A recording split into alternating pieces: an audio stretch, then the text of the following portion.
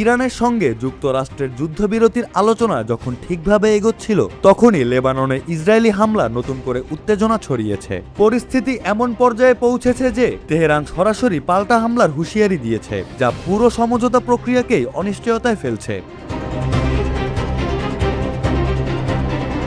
ইরানের বিপ্লবী গার্ড বাহিনী এক বিবৃতিতে যুক্তরাষ্ট্র ও ইসরায়েলকে করা সতর্কবার্তা দিয়েছে। তারা বলেছে, লেবাননে হামলা বন্ধ না হলে অনুশোচনামূলক জবাব দেওয়া হবে। এতে স্পষ্ট হয়েছে, যুদ্ধবিরতির মধ্যেও সংঘাত আরও বিস্তৃত হওয়ার ঝুঁকি তৈরি হয়েছে।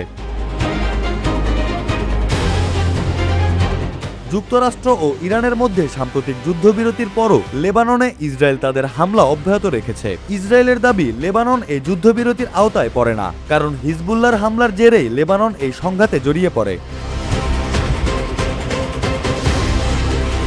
মঙ্গলবার লেবাননে ইসরায়েলের বড় ধরনের সমন্বিত হামলায় ১০০টির বেশি হিজবুল্লাহর ঘাঁটি ও সামরিক স্থাপনা লক্ষ্যবস্তু করা হয়। রাজধানী বৈরুত, বেকা উপত্যকা ও দক্ষিণাঞ্চলে চালানো এই হামলায় অন্তত ২০০ জন নিহত এবং শত শত মানুষ আহত হয়েছেন।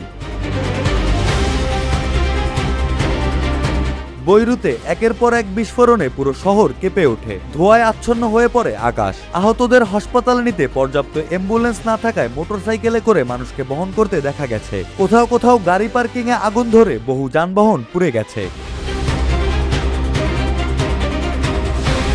এই পরিস্থিতিতে মার্কিন ভাইস প্রেসিডেন্ট জেডি ভ্যান্স সতর্ক করে বলেছেন, লেবানন ইস্যুকে কেন্দ্র করে ইরান যদি যুদ্ধবিরতির আলোচনা ভেস্তে দেয় তবে সেটি হবে বোকামি। তার মতে, এটি একটি ভুল বোঝাবুঝি থেকে তৈরি হয়েছে।